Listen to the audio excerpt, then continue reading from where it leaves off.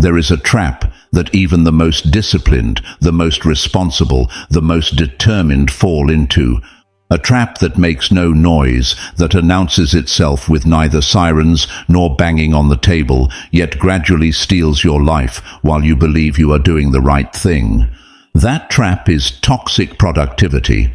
At first you don't recognize it. It disguises itself as commitment, ambition, a sense of duty. It tells you that you are responsible because you are always busy, that you are progressing because there is always something on your schedule, that you are growing because your time never rests. But in reality, the opposite happens. You have less and less life, less air, less calm. You become a slave to action without direction. The most dangerous aspect of toxic productivity is that it feels like virtue.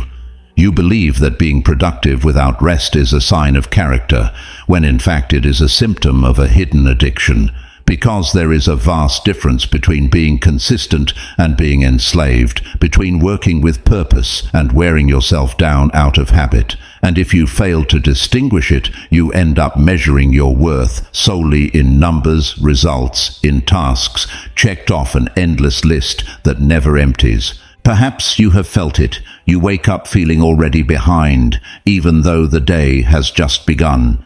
Your mind runs faster than your body, thinking of everything pending, everything lacking, everything you could be doing better. You are accompanied by phrases like, "I didn't do enough, I should have performed better, I could have achieved more if I hadn't rested." And when night falls, when you finally try to let go, instead of calm, you feel debt, the imaginary debt of not having reached the impossible standard that your toxic mind invented. This is the heart of the trap. No matter how much you do, it is never enough. And the worst part is that you don't realize when you cross the line. One day you worked with purpose, and the next you are already trapped in a wheel that spins without stopping, where the only thing that changes is the accumulated fatigue. The Stoics would have seen this clearly, because they too lived in demanding worlds with wars, responsibilities, and external pressures. Marcus Aurelius bore the weight of an empire and yet wrote to remind himself that the value of a day is not measured in applause, but in virtue. Epictetus, a slave and teacher, knew that confusing your worth with your performance is a sure path to inner slavery. And Seneca warned that those who do not know how to pause and measure their life with sobriety risk wasting their time in the illusion of doing much while actually accomplishing nothing of value. Survival mode and toxic productivity are close relatives. Both keep you on alert, both make you run without direction, both make you believe that resting is surrender. The difference is that one is imposed by anxiety and the other you disguise as virtue, and both end up in the same place: exhaustion, emptiness, collapse. The silent trap of toxic productivity convinces you that something is always missing, that the next achievement will give you peace, that the next goal will make you feel complete. But when you arrive, peace never comes. The goal becomes another burden, the achievement another point of comparison, and calm is postponed once again. You live with the promise of serenity that never arrives. That is why this topic is so urgent, because many believe they are growing when in reality they are consuming themselves. They believe they are advancing when in reality they are going in circles. They believe they are being responsible when in reality they are denying themselves rest, dignity, and freedom. The solution is not in producing less or surrendering to disorder.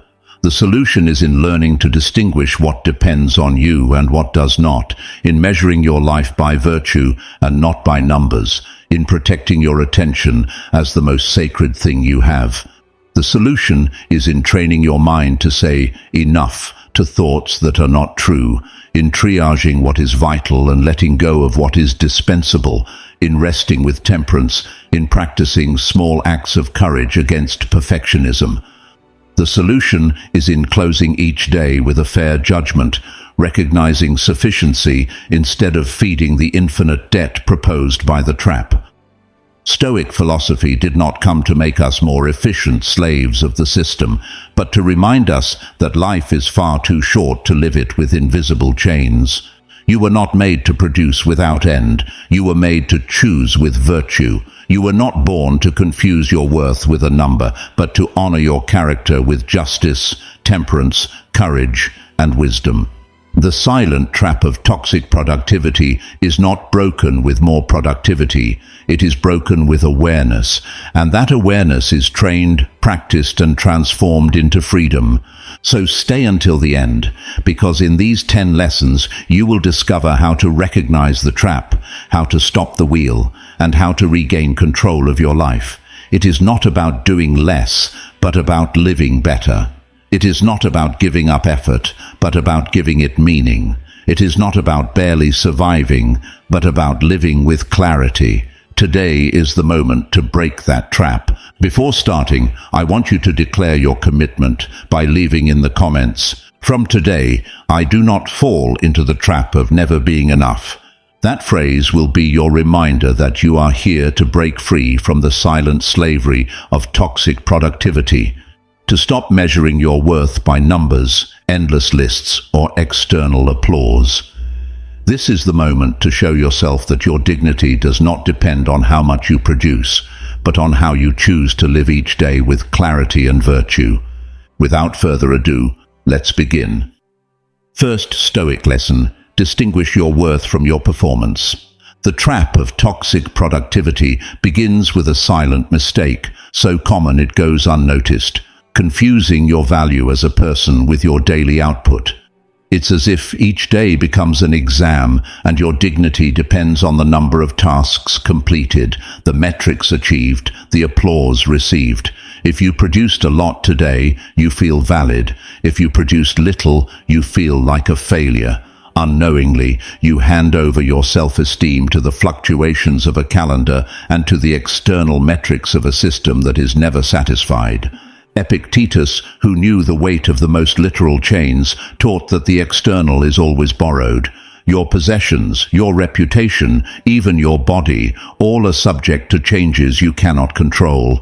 The only thing that truly belongs to you is the choice of your attitude and your judgments. When you confuse who you are with what you produce, you become a slave to what was never yours, and toxic productivity takes advantage of that. It makes you believe that if you don't produce more, you are worth less.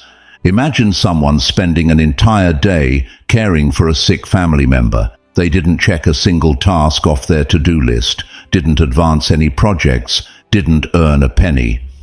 By the logic of toxic productivity, that day was a failure. But from a Stoic perspective, that day was a triumph of virtue. They acted with justice, compassion, and integrity. Who was right? The empty calendar of accomplishments, or the character strengthened through correct action? The problem with measuring your worth by your performance is that you enter an endless race. Today, you complete 10 tasks. Tomorrow, you demand 15. The next day, 20. You never reach the goal because there is always more. It's like trying to fill a container with a hole in the bottom. The more you pour, the more is lost. Your worth becomes a permanent debt, and the payment is never enough. Marcus Aurelius, ruler of a vast empire, knew that if he allowed his worth to depend on external applause, he would be lost. That's why he repeated in his meditations that the measure of his day was not the number of military victories or the praise of the people, but whether he had acted with virtue. Justice in dealings, temperance in rhythm, courage in difficulty, and wisdom in choice. That was his standard. Everything else was circumstance. The silent trap makes you feel that if you don't reach a certain number of sales, followers, or hours worked, you don't deserve peace. But the Stoic breaks that illusion by remembering your worth does not change with numbers. Your worth lies in how you respond to what life asks of you today. You can have an apparently unproductive day and yet have strengthened your character more than ever. Ask yourself, what standard are you using to measure your life, that of a system that is never satisfied, or that of your own virtue? If your worth depends on performance, you will always be a slave. But if you measure it by your integrity, you will always be free. A practical example: imagine you had a list of 10 tasks today and only completed 4. By the logic of toxic productivity, it was a failure. But if those 4 tasks were done with attention, justice, and serenity, then your day was full of virtue. The number is secondary, the quality of your action is essential. Seneca warned that it is not that we have little time, but that we waste much. Part of that waste occurs when we give our hours to the illusion that producing more equals living better. The result is that you never enjoy anything because you are always rushing toward the next. The remedy is a return to sobriety. Distinguish what you are from what you do. Practicing this requires inner discipline. Each night, when closing the day, instead of asking yourself, "How much did I do?" ask, "Did I act with virtue?" That is the metric that never lies. If you were just exercised temperance, showed courage, and chose wisely, then the day was worthwhile, even if your list remains incomplete. The modern world measures in numbers: how much you earn, how many followers you have, how many projects you close. The Stoic measures in virtue. Who were you while doing all of that? That difference radically changes your life experience, because numbers are unstable, but virtue remains. Distinguishing your worth from your performance is the first key to escaping the silent trap. For as long as your worth depends on the external, you will be trapped. But when you remember that your dignity rests in virtue and not in outcome, you can work, produce, create, without becoming enslaved to it. The next time anxiety whispers to you, "You didn't do enough," respond with the Stoic voice, "I did what depended on me today, and that is enough." That sobriety breaks the invisible chain that binds you to the trap of toxic productivity. Second Stoic lesson: apply the dichotomy of control to your schedule. One of the most invisible traps of toxic productivity is the illusion of control. You believe you can govern every aspect of your day, every reaction of others, every outcome of your effort. You fill yourself with lists, schedules, reminders, convinced that if you organize enough, everything will go according to plan. But reality shows you otherwise. Unexpected events, changes, disruptions, and instead of adjusting with serenity, you fill yourself with frustration. Here is where Stoic wisdom offers an infallible compass: the dichotomy of control. Epictetus stated it clearly: some things depend on you and others do not. Your effort, your focus, your attitude depend on you. Others' opinions, external results, circumstances do not. If you confuse these spheres, you will live in constant anxiety. But if you distinguish them rigorously, serenity becomes possible even amid chaos. Think about your schedule. Each day you fill it with actions, projects, commitments. But in reality, you don't control most of what happens around them. You can't control whether the boss is in a good mood, whether the client responds, whether the algorithm favors your post, whether the economy remains stable. Yet, you allow these external variables to decide your mood. Toxic productivity feeds on that confusion. It makes you believe that if you don't achieve everything planned, you failed as a person. Imagine you have an important meeting and prepare your presentation meticulously. On the day, the connection fails and the meeting is cancelled. Did your preparation lose value? Number: what you did depended on you, and you fulfilled it with integrity. The rest escapes your control. If you understand this, you come out strengthened. If you forget it, you sink into frustration. Marcus Aurelius wrote in his Meditations, "It is not what happens that harms us, but our opinion about it." And that opinion often arises from confusion between control and lack of control. When life changes the script, your serenity depends on having remembered this truth. The external is foreign, the internal is yours. Applying this dichotomy to your schedule is an act of liberation. It means designing your day from what truly depends on you, your effort, focus, discipline, and attitude.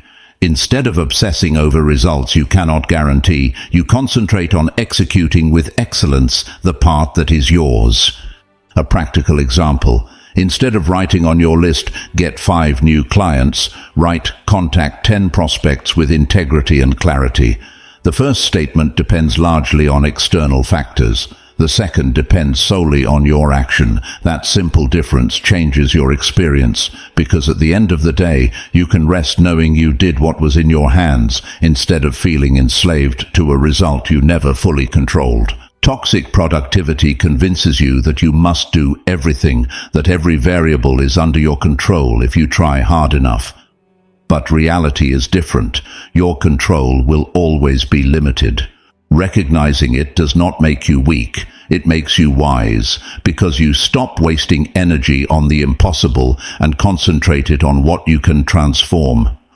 Seneca advised using time with sobriety. Part of that sobriety is not wasting your hours lamenting what does not depend on you. Every minute spent complaining about the uncontrollable is a minute stolen from what you can improve. That is Stoic economy. Spend your energy only on what you can govern. Do this exercise. Each morning, when looking at your schedule, underline what truly depends on you. Perhaps it is writing, studying, calling, deciding, acting with justice. Then accept that everything else is beyond your command. Do your part with excellence and release what you cannot control. This daily practice will give you a peace that no overfilled schedule can offer. The trap of toxic productivity is believing that if you plan enough, you will control the world. The Stoic way out is to remember that you never controlled the world, but you can always govern your attitude toward it. So, next time your day doesn't go as expected, repeat Epictetus's teaching. Of what happens, some facts depend on me, others do not. If I focus on what depends on me, nothing can take away my serenity. That is the secret for turning your schedule from a prison into a path. Apply the dichotomy of control. Third Stoic lesson, the discipline of assent in the face of "I didn't do enough." There is a thought that sneaks into your mind like a silent, constant night thief. I didn't do enough. No matter how much you worked, how many hours you invested, how many tasks you checked off your list, it always seems like something is missing. And with that phrase, the trap of toxic productivity strengthens. It is not the body's fatigue that crushes you the most, but the imaginary debt your own mind invents. That thought settles in at the end of the day. You close the computer, turn off the lights, try to rest, but the voice returns. You could have done more, you should have tried harder. Tomorrow will be worse if you don't make up for it. It is a cruel voice because it is never satisfied. You can give 100% and still accuse yourself of not having done enough. Here is where one of the most powerful Stoic practices comes in: the discipline of assent. Epictetus taught that not every thought crossing our minds deserves our signature. Each impression, that first emotional reaction, that quick judgment, must be examined before being accepted as truth. You don't have to say yes to everything your mind produces. You can pause, question it, and if it doesn't withstand scrutiny, reject it. Imagine a stranger knocking on your door in the middle of the night. Would you open it without asking who it is? Of course not. Yet with your thoughts, you do this all the time. The phrase, "I didn't do enough," arrives, and instead of interrogating it, you throw the door wide open and let it in. That lack of vigilance turns your mind into a terrain occupied by guilt and anxiety. The discipline of assent consists of subjecting every thought to 3 questions. 1. Is it true? 2. Is it necessary? 3. Is it useful? When the idea, "I didn't do enough," knocks at your door, put it to the test. Is it true? Not necessarily, because perhaps you fulfilled what was in your hands. Is it necessary? Not either, because it adds nothing new to your action. Is it useful? Even less, because it only steals your peace without giving you direction. If it does not pass the filter, don't open the door, don't sign it. Marcus Aurelius practiced this exercise daily. He reminded himself not to be dragged by false judgments or thoughts unrelated to virtue. His task was not to please an insatiable inner voice, but to live according to justice, temperance, courage, and wisdom. If he honored those values, the day was fulfilled, even if others judged it as insufficient. Toxic productivity feeds on the repetition of the wrong judgment. Every time you accept, "I didn't do enough," you reinforce the chain. But the mind also trains through the repetition of the right judgment. If, at the end of the day, you firmly repeat, "I did what depended on me today," gradually that truth replaces the lie. Your mind begins to associate rest with integrity, not debt. A practical example: before sleeping, write 2 columns. In the first, note what you did today that depended on you. In the second, what didn't depend on you and yet you carried as guilt. You will clearly see how much of your discomfort comes from that confusion. Recognizing it is already liberation. Seneca warned that we suffer more in imagination than in reality.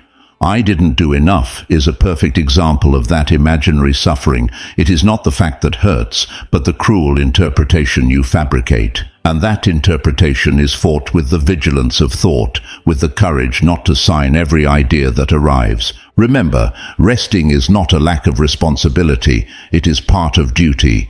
The soldier who does not sleep does not perform in battle. The musician who does not care for their instrument goes out of tune. The human being who never allows themselves to close the day in peace becomes a slave to a debt that never existed. The discipline of assent does not make you naive, it makes you free, because you choose which beliefs you let enter your mind. And the next time the phrase, "I didn't do enough," appears, instead of opening the door, respond with serenity, "I did what depended on me today, and that is enough." That is the antidote to the infinite guilt of toxic productivity. It is not about doing more, but about judging better. And that just judgment is what restores dignity to your day. Fourth Stoic lesson: internal standards, not external applause. One of the most seductive traps of toxic productivity is external applause. You exert yourself, complete tasks, achieve goals, and deep down you expect someone to notice, to congratulate you, to acknowledge you, to applaud you. When the applause comes, you feel relief. When it doesn't, you feel emptiness. Gradually, without realizing it, your life ceases to be a path guided by your values and becomes a spectacle dependent on others' approval. Marcus Aurelius knew this. He governed a vast empire, surrounded by praise and criticism. But in his meditations he reminded himself that he should measure his day not by the crowd's ovations, but by the virtue with which he acted. His standard was internal: justice in his decisions, temperance in his pleasures, courage in adversity, wisdom in his choices.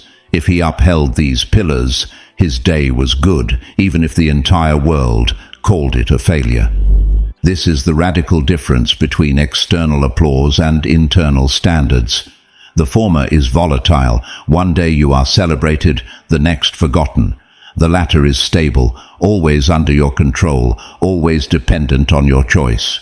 When you live for applause, you are a slave to the audience. When you live for virtue, you are sovereign of your soul. Consider how many times you have felt anxious because your work was unrecognized. You put in enormous effort, but no one commented, no one valued it. That lack of recognition hurt more than the effort itself. That is the signal that your standard has shifted outward. And when that happens, productivity stops being service and becomes a performance. The trap is reinforced by modern metrics: likes, followers, views. Today, more than ever, value seems to be measured in digital applause. You may feel a day was successful only if it reached a certain number.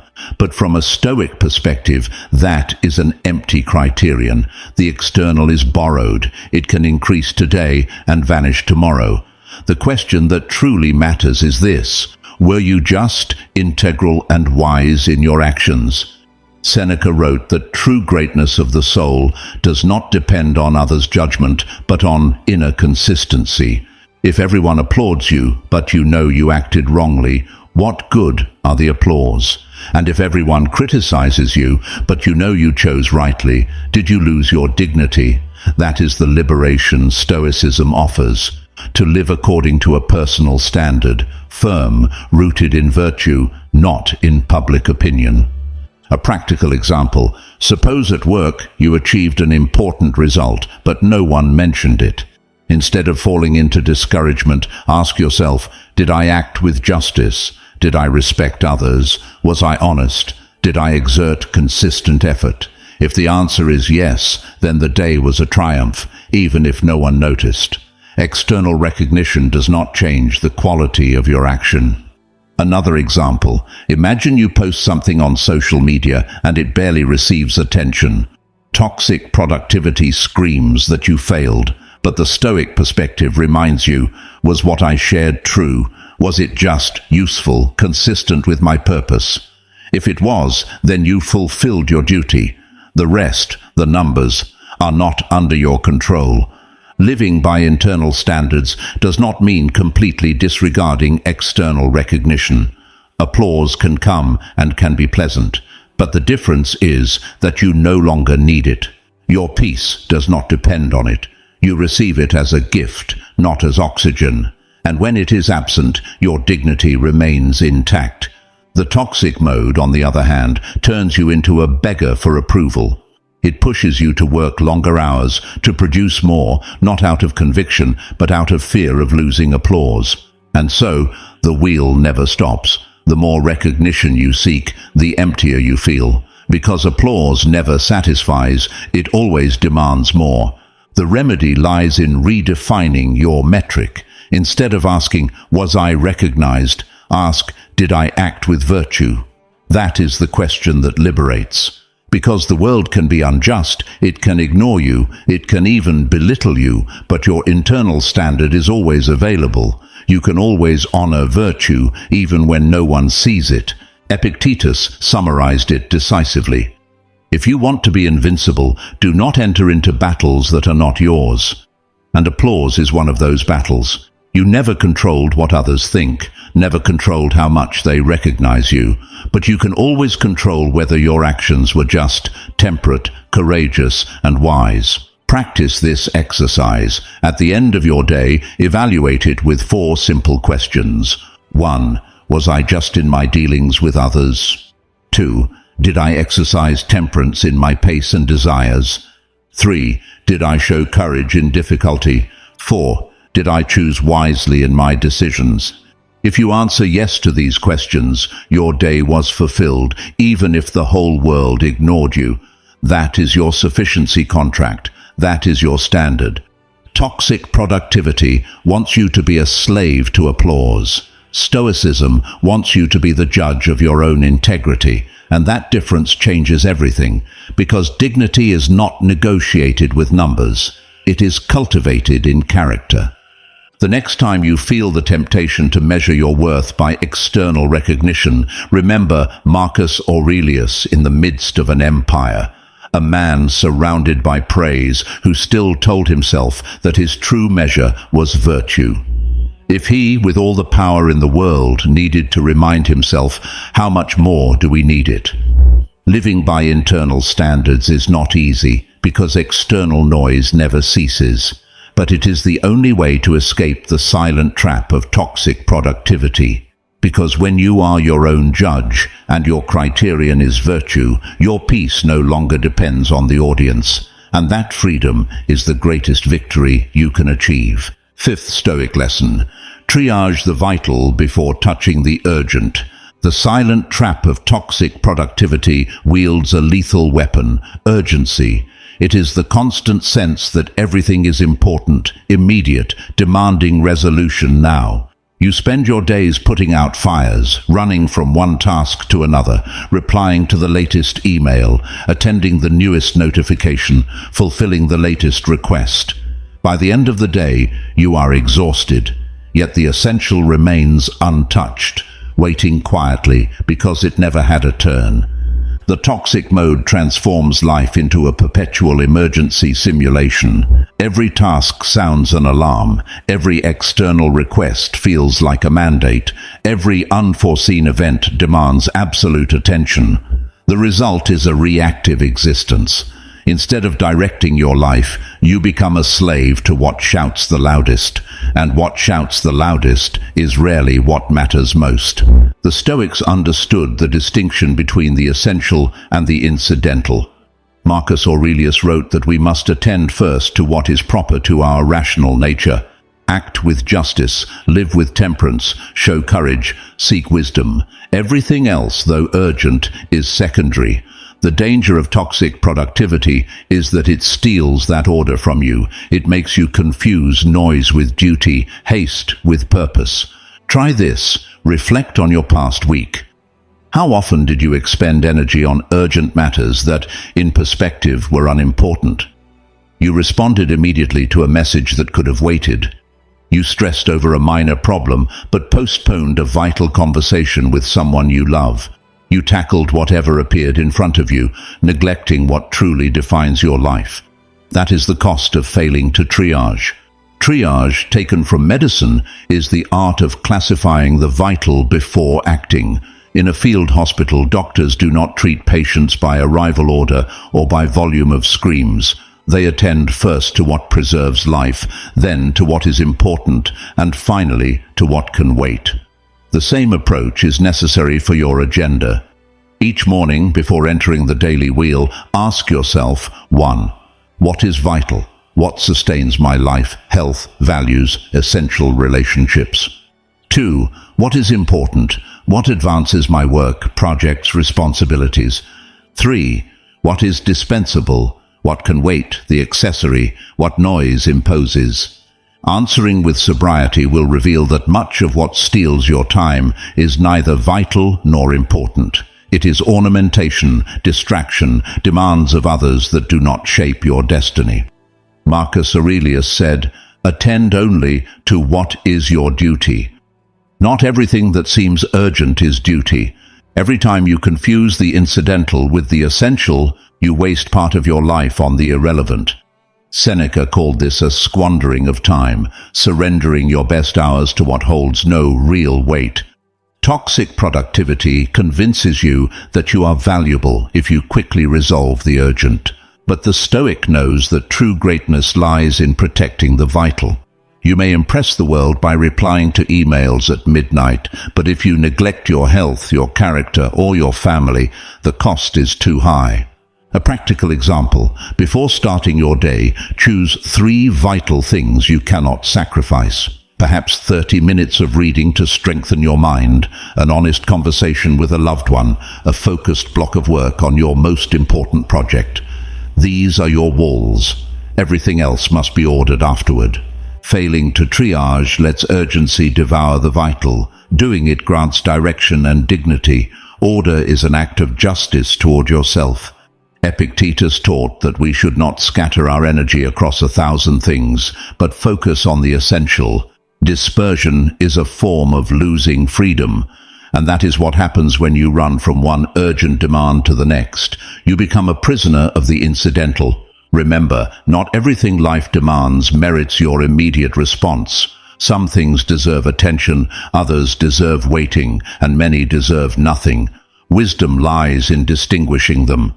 The next time the noise tries to drag you away, pause and triage. Attend first to your walls, your virtue, health, relationships, vital project, then to what is important.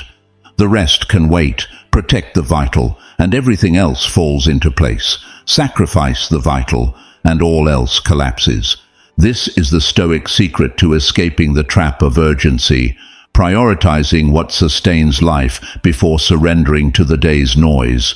When you fall into the silent trap of toxic productivity, you no longer work, you consume yourself. Your value is measured by numbers, tasks, and external applause.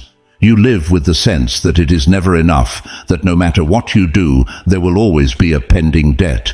That voice will not quiet itself. If you do not confront it, it steals your peace, your time, even your dignity.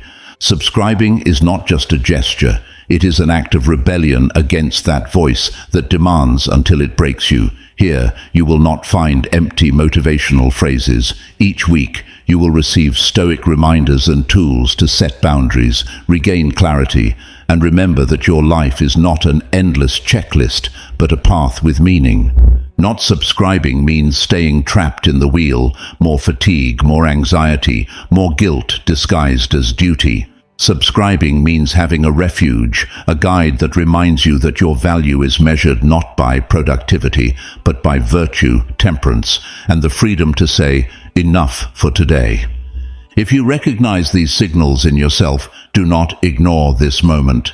The truth is harsh. The trap does not break with excuses. It breaks with decisions. And this is one of them. Do it now. Subscribe, because each episode could be the spark, the teaching, the reminder you need to escape the trap and reclaim the serenity you deserve.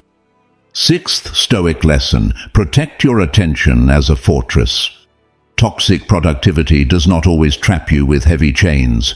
Often it infiltrates silently in small fragments, in distractions that seem harmless. A notification here, an email there, a pending message, a fleeting comparison on social media. You think they are just seconds, but each interruption steals the most valuable thing you have, your attention.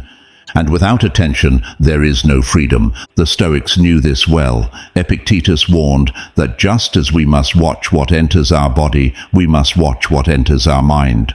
Do not allow anyone to occupy your inner space, he said, because there your life is decided. Attention is the gateway to your fortress. If it is open to everything, any wind will carry you away. If it is guarded, nothing can shake you without your consent.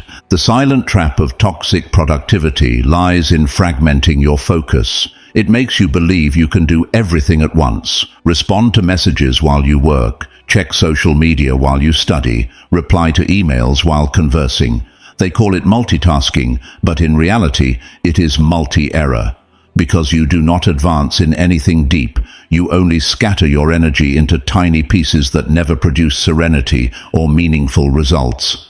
Marcus Aurelius, amid the chaos of an empire, understood that his mind had to be governed with discipline.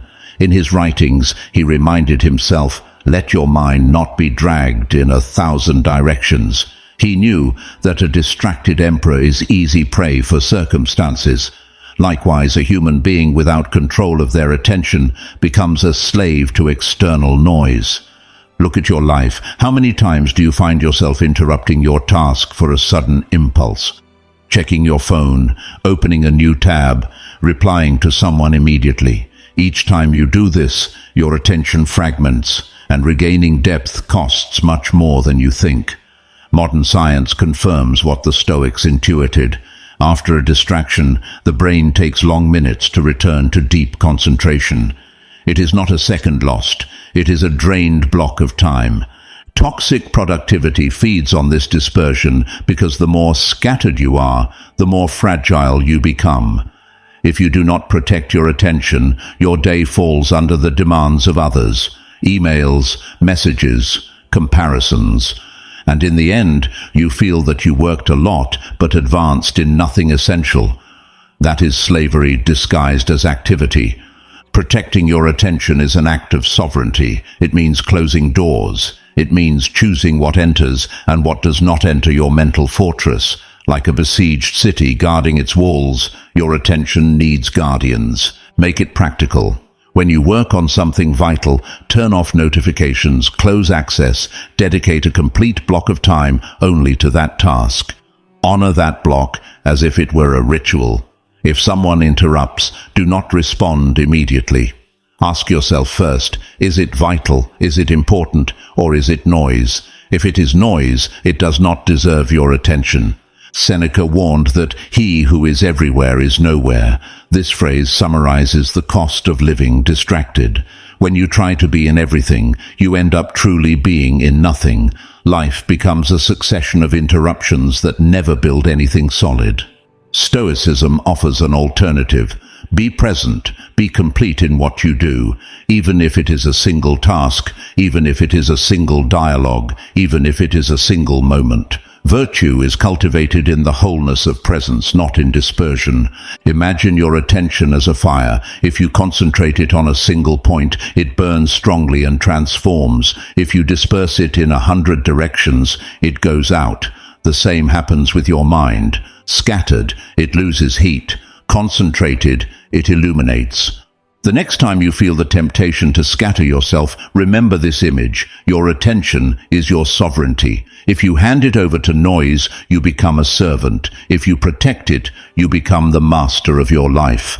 Marcus Aurelius reminded himself that the mind must be like a rock, firm, stable, immovable, even as the waves strike again and again. Your attention can be that rock if you train it. And each time you choose to focus on what is vital and close the door to noise, you reinforce your inner walls. Do not confuse this with isolation. It is not about cutting all connection, but about deciding with sobriety what deserves your attention at each moment, because what you attend to becomes your life. And if you allow your attention to be directed by another, your life will no longer be yours. The silent trap of toxic productivity wants you to live reactive, scattered, exhausted. The Stoic solution is clear. Protect your attention as the most sacred thing, because there, in that small inner space where you decide where to direct your mind, your freedom is at stake.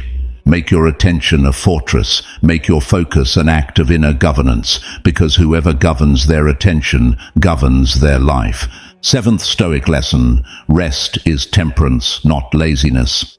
If there is an idea deeply ingrained in the mindset of toxic productivity, it is this: resting is wasting time. From an early age, we are taught that rest is a luxury, that stopping is a sign of weakness, that whoever takes a pause falls behind. Thus, you grow with the conviction that your value depends on never stopping. But what actually happens is the opposite. By denying rest, you do not demonstrate strength, you demonstrate slavery. The Stoics understood rest not as indulgence, but as discipline. Temperance, one of the 4 cardinal virtues, means balance, measure, proportion. And within that balance, rest is as necessary as effort.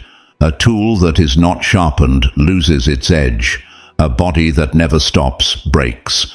A mind that never rests becomes its own executioner. The toxic mode pushes you to believe that more hours equal more results. But the reality is that beyond a certain point, your productivity drops, your clarity clouds, your creativity fades. You insist, but what you produce is of lower quality, and in the end, you spend twice as much energy to achieve half the results. That is not productivity, it is self-exploitation. Seneca warned, "It is not that we have little time, but that we waste much." And one of the cruelest ways to waste time is not resting, because the exhausted body takes longer to do everything, makes more mistakes, needs more corrections.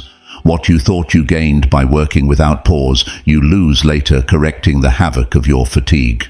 Look at nature. Everything in it breathes in rhythms, day and night, seasons, cycles of sowing and harvesting. Nothing in life produces without pause. Even the strongest trees rest in winter to strengthen in spring. Believing that you can produce without rest is going against the very law of existence. Rest is not laziness. Laziness is fleeing from your duty. Rest, on the other hand, is preparing to fulfill it better. The difference lies in the intention. When you rest with temperance, you are caring for the instrument with which you face life. The soldier cares for his sword, the musician for their instrument, the human being for their mind and body. Marcus Aurelius reminded himself that he must sleep enough to govern with judgment. He knew that an exhausted mind cannot choose wisely, and if an emperor understood the need for rest, how could you disregard it? The trap of toxic productivity is that it makes you feel guilty for resting. You lie in bed, but your mind is awake thinking about what you didn't do. You take a pause, but remorse chases you as if you were failing. That guilt is the real poison, because not only do you not rest, but you also punish yourself for trying. The Stoic remedy is clear. Redefine rest as a moral duty. Just as you have the obligation to work with justice and effort, you also have the obligation to care for the instrument with which you fulfill your task. Resting is not renouncing duty, it is strengthening your capacity to fulfill it. Make it practical. Set closing hours, even if your list is not complete. Block short pauses throughout the day to breathe, hydrate, disconnect. Defend your nightly sleep as you defend your honor. Because rest is not a reward you give yourself if you achieve everything, it is part of your daily discipline. Epictetus taught that inner freedom consists in governing what depends on you, and your rest depends on you. If you do not protect it, the world will find 1,000 ways to steal it, and without rest, you cannot govern yourself. Think about this. What example do you give to those around you if you live exhausted, irritable, always at the limit? What do you teach your children, friends, or colleagues? That life is running until you collapse. In contrast, if you show balance, if you teach that rest is discipline, you inspire living with dignity, not with chains. The next time your mind whispers that resting is losing, respond with the voice of temperance. Resting is part of my duty. And close your eyes without guilt, knowing that pause does not make you less responsible, but more capable. Toxic productivity mocks rest. The Stoic honors it as part of inner governance. That is the difference between a slave and a free person. The slave exhausts themselves until breaking. The free person takes care to fulfill with renewed strength. Rest is temperance, not laziness. And whoever understands this escapes the silent trap that consumes so many, because true productivity is not producing more, but living better. 8th Stoic lesson: practice micro-courage against perfectionism. Perfectionism seems at first glance like a virtue.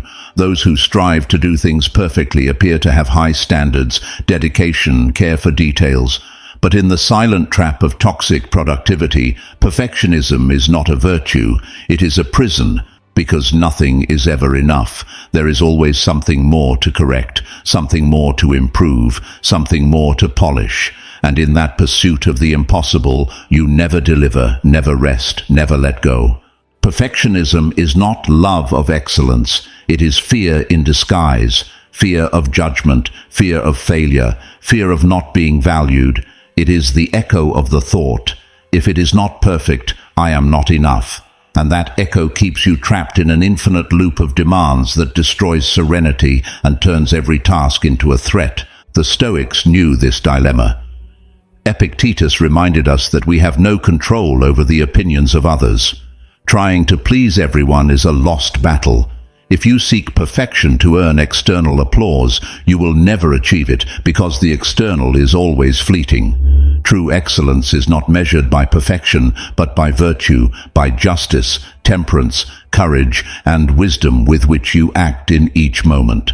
Marcus Aurelius, surrounded by impossible decisions, understood that he could never do everything perfectly. The empire would always have problems, always complaints, always failures. But his duty was not to reach an ideal state without errors, but to act rightly in what depended on him. That is true courage. Doing what is right, even knowing it, will never be perfect. The trap of perfectionism is broken with an unexpected weapon, micro-courage. You do not need an epic feat. You do not need to conquer the world in a single act. You need small, consistent gestures that contradict fear. Each micro-courage is a stone thrown against the wall of perfectionism, a crack that opens the way to freedom. Example, submitting a task even if it is not flawless, because you know it is sufficient and fulfills its purpose. That gesture teaches your mind that what is valuable is not impossible perfection, but the act of sharing, contributing, moving forward. Another example, saying a necessary no to an extra task that only seeks to fill you with noise. That small boundary trains your courage more than 1,000 hours of self-demand. Another, delegating a task you could do yourself, but that steals time from what is vital. Trusting others, even if they do not do it your way, is an act of courage that breaks the obsession with absolute control. Each micro-courage trains your character. Courage does not appear in a glorious instant, but in the daily repetition of small acts against fear. Just as muscles grow with repetitions, courage grows with everyday gestures. Perfectionism, on the other hand, paralyzes you. It makes you wait for the ideal moment, the perfect version, the instant when everything aligns. But that instant never comes, and while you wait, your life is consumed. Seneca said, "While we postpone, life passes." The perfectionist postpones because they never feel ready. The Stoic acts, even knowing there will be mistakes, because they understand that mistakes are teachers and that true failure is not trying. Do this exercise. At the end of the day, write down 3 micro-courageous acts you practiced. Perhaps you delivered something without obsessing. Perhaps you said a necessary no. Perhaps you rested without guilt. Write them down. You will see how these small victories build a stronger character than any imagined perfection. Remember that your value does not depend on delivering perfection, but on acting with virtue. If you did it with justice, temperance, courage, and wisdom, then it was already enough. And life is measured by sufficiency, not perfection. The next time the voice of perfectionism tries to stop you, respond with a small, courageous act. You do not need to win the war in one day. You only need to train your courage with daily micro-courage. And little by little, those micro-courage acts will break the chains of toxic productivity. Because true courage is not in never failing, but in daring to live without fear of error. 9th Stoic lesson: reinterpret fatigue as a signal, not as shame. The silent trap of toxic productivity has a poison that almost no one dares to name: the shame of being tired. We have learned to hide our fatigue, to feel guilty when we need to rest, to convince ourselves that only the weak surrender to exhaustion. And so, instead of listening to our body, we punish it. Instead of recognizing the signal, we ignore it. The hyperproductivity culture teaches you to wear tiredness as a medal. I only slept 3 hours. I've worked 10 days straight without stopping. I don't even have time to eat. These phrases, which should sound as warnings, are pronounced as if they were achievements, as if exhaustion were proof of value, when in reality it is proof of submission. Stoicism invites us to a different perspective. Fatigue is not shame, it is a warning. The body, when tired, is not telling you that you are weak, it is reminding you that you are human. You are a limited being, with rhythms, with needs. Pretending to ignore it is living in illusion. Marcus Aurelius, amid battles and immense responsibilities, recognized that he needed to sleep, breathe, and withdraw at times. He did not see it as weakness, but as duty. Fatigue is like a light on a vehicle's dashboard. If it appears, it is not to humiliate you. It is to warn that something requires attention. Ignoring it leads to collapse. Listening to it allows you to adjust your pace, recover balance, and continue forward with renewed strength. But toxic productivity turns that signal into guilt. It tells you that you should be able to do more, that resting is surrendering, that if others endure, you should too. It compares, demands, pushes you to cross your limits until you break, and when you finally fall, it offers no comfort, only more shame. That is the trap. Wear yourself out, and then blame yourself for being worn out. Seneca warned that he who does not measure his life with sobriety wastes it. Part of that sobriety consists of accepting that tiredness is not failure, it is part of life. Just as you eat when hungry and drink when thirsty, you must rest when fatigued. Denying it is a form of arrogance that ends up exacting the highest price: your health, your mind, your spirit. Reinterpreting fatigue as a signal means changing the question. Instead of, "Why am I so tired if I should be able to do more?" ask yourself, "What is this fatigue telling me that I do not want to hear?" Perhaps your body asks for more frequent breaks. Perhaps your mind needs silence. Perhaps your emotions need processing. Ignoring fatigue does not make you strong. It makes you blind. Listening to it makes you wise. Imagine a soldier marching without ever stopping. Sooner or later he will fall in battle, not because he was weak, but because he refused to listen to his body. Now imagine another soldier who, feeling fatigue, adjusts his pace, hydrates, rests as needed. That soldier lasts longer, performs better, serves better. Who was more disciplined?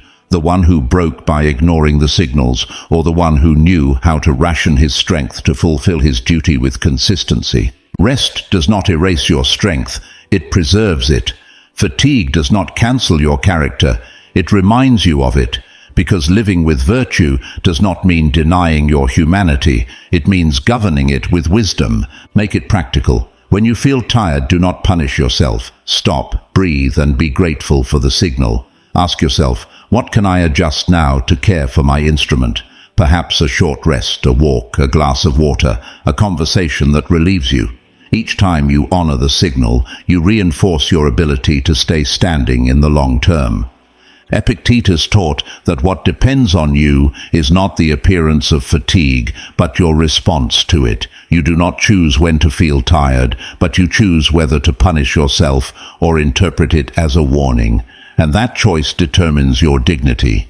The next time fatigue arrives, look at it with gratitude. Thank you for the warning. Let that warning guide your pace, because true shame is not in being tired.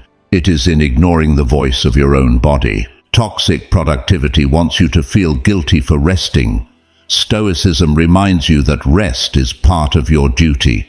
And when you manage to reinterpret fatigue not as shame, but as a signal, you escape the trap that consumes so many. Because true strength is not never being tired, but learning to listen in time and adjust your pace. 10th Stoic lesson. Close the day with fair judgment and a sufficient contract. The silent trap of toxic productivity does not end when you turn off your desk light or close your computer screen. Often, it continues in your mind throughout the night. You try to rest, but there it is. The voice whispering that something is still pending, that you could have done more, that tomorrow will be worse if you don't compensate for what you failed to achieve today. That imaginary debt becomes your companion in bed, stealing your sleep and peace. The poison lies in the lack of closure. You do not finish the day, you drag it along. You do not close it with fairness, you prolong it with guilt. And thus, each day becomes a chain that you carry into the next. The result? Accumulated fatigue, a constant feeling of insufficiency, a life that never feels in order. The Stoics practiced a discipline that can save us from this trap today: the daily review. Marcus Aurelius and Seneca recommended it as a daily habit. At the end of the day, review your actions with sobriety, not to punish yourself, but to learn, not to accumulate guilt, but to close with serenity. This review consists of 3 simple questions. 1. What did I do well today? 2. What can I improve tomorrow? 3. What did I learn from this day? Answering honestly, you transform guilt into clarity. What you did well reminds you that the day was not wasted. What you can improve becomes purpose, not debt. And what you learn turns even mistakes into gain. Thus, the day is closed with fairness. The sufficient contract is the second part of this habit. It consists of recognizing at the end of the day that what you have done is enough. Not because you achieved everything, but because you fulfilled what was within your hands. Epictetus reminded us that we do not control results, only our choices. If today you acted with justice, temperance, courage, and wisdom, then your day was sufficient, even if your list remains incomplete. Toxic productivity wants you to sign a contract with the impossible. It will never be enough. There will always be something missing. Stoicism invites you to sign another contract, more sober and liberating. Today I did what depended on me, and that is enough. This declaration is an act of inner governance. It is deciding that your peace does not depend on an endless list, but on the virtue with which you lived this day. Imagine the difference. Someone who goes to bed reviewing what they didn't accomplish, anxious about tomorrow, trapped in an imaginary debt. and someone who lies down after reviewing their day with fairness, recognizing what they did well, learning from mistakes, and signing the sufficient contract. The first sleeps with guilt, the second sleeps with peace. Seneca warned, "It is not that we have little time, but that we waste much." And wasting time is not only spending it on useless tasks, it is also losing it in unnecessary guilt, in sleepless nights over things you can no longer change. The time already given does not return. The only wise thing is to close it with dignity. Make it practical. Before sleeping, take 5 minutes. Turn off screens, take a notebook, and write your daily review. Acknowledge the good, note what you will improve, name what you learned, and at the end, write a closing phrase. Today was sufficient. This simple gesture trains your mind to rest in peace. Marcus Aurelius said that each night we must bid farewell to the day as if it were the last. And if it were, what sense would it make to waste it in guilt?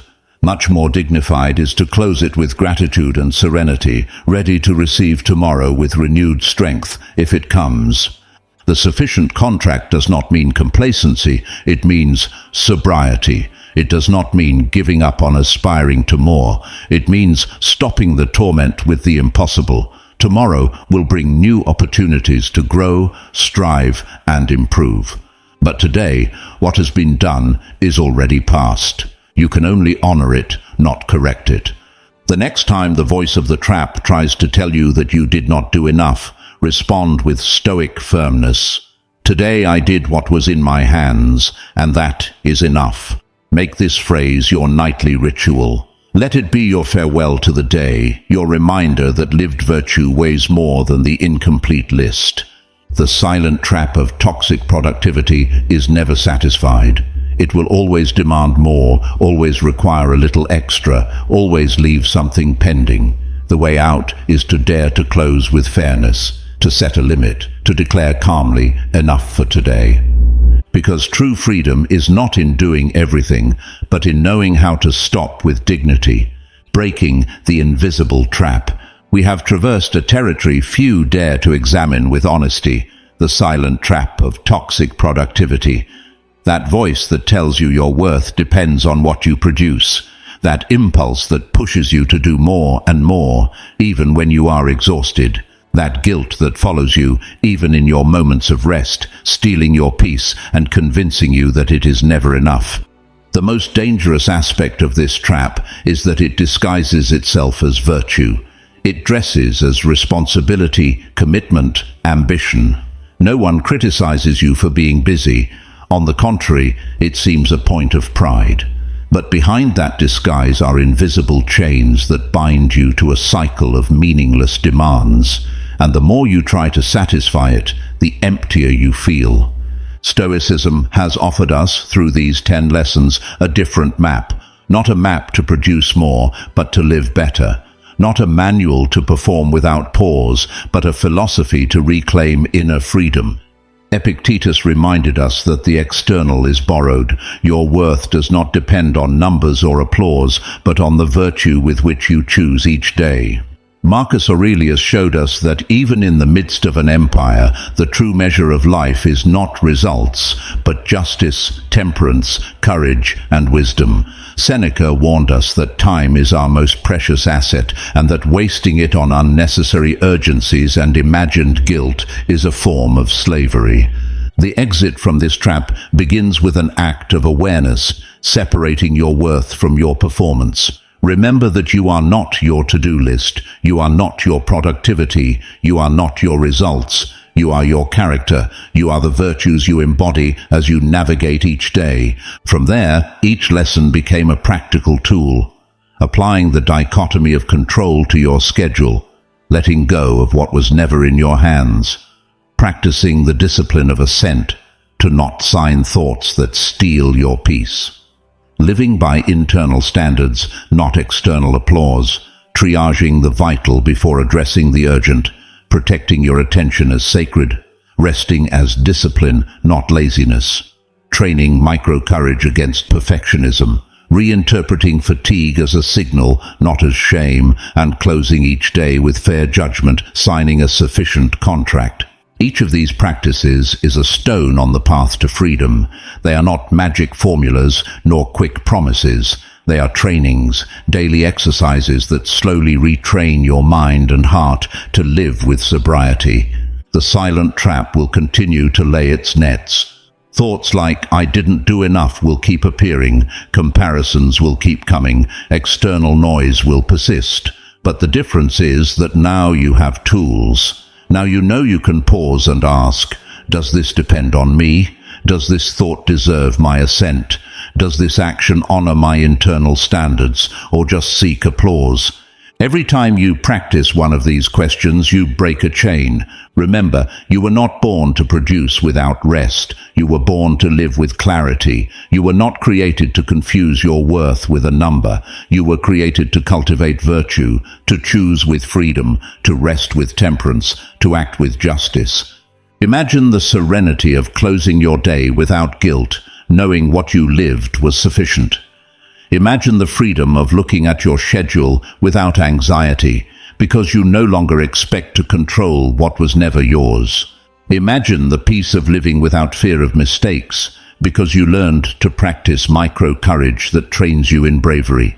Imagine the dignity of sleeping calmly, because you signed your sufficient contract. This is the fruit of Stoic philosophy applied to modern life. It is not about fleeing work or despising discipline. It is about giving it meaning. It is about remembering that working without measure is not strength. It is slavery. And that resting with justice is not weakness. It is wisdom. The modern world will continue to push you toward the trap. Voices telling you that you are not enough will continue to exist. But inside you, you can cultivate another voice, older and wiser. The voice that says, "My worth is in virtue, not in results." That is the voice Marcus Aurelius listened to amidst an empire, that Epictetus preserved even as a slave, that Seneca transmitted in letters that still resonate today. The final question is this: do you want to keep living trapped in the silent trap, or do you want to break it? The choice is in your hands. Breaking it means daring to rest when your body calls. It means daring to say no to what steals the vital.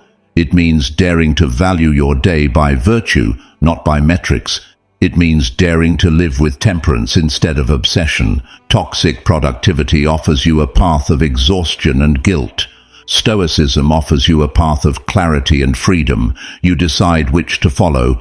Today, you can start again. Today, you can declare, "My worth is not in what I produce, it is in how I live." Today, you can break the silent trap and reclaim the life that belongs to you. If this message resonated with you, do not leave it here. Subscribe right now. Each week we share Stoic teachings designed to give you clarity, serenity, and strength in a world that demands too much. Here, you will not find empty formulas or quick promises, but philosophy applied to real life, to your daily battles, to your struggle against guilt and exhaustion. And leave me a comment with this declaration: today, I break the trap of toxic productivity. Write it not just as a gesture, but as a commitment to yourself. Let it be your first step toward a more sober, freer, and truly yours life. Your voice is essential here. Every reflection strengthens and elevates our community, reflecting the true value of each individual and contributing to our shared Stoic identity. The reflection that receives the most support will be set as the standard of this community of Stoic minds. A community that does not flee from pain but walks through it with courage, with wisdom, with honor. We will see each other in our next gathering at Stoicism for Winners, where we will continue exploring the riches of Stoic wisdom applied to modern life. Now, take the opportunity to deepen your Stoic practice with new recommended podcast sessions. Follow us so you don't miss any reflection that could help you at just the moment when everything feels overwhelming. Every Monday, Wednesday, and Friday, we publish episodes designed to accompany you when life feels heavy, when it's hard to stay calm, when you need a word to remind you who you are. Not following us is to risk missing exactly that lesson that could bring back the peace you have been seeking. Until we meet again, remember, You are the sole owner of your perception, the creator of your peace, and the warrior of your own battle. This is the legacy of Stoicism, the art of being invincible.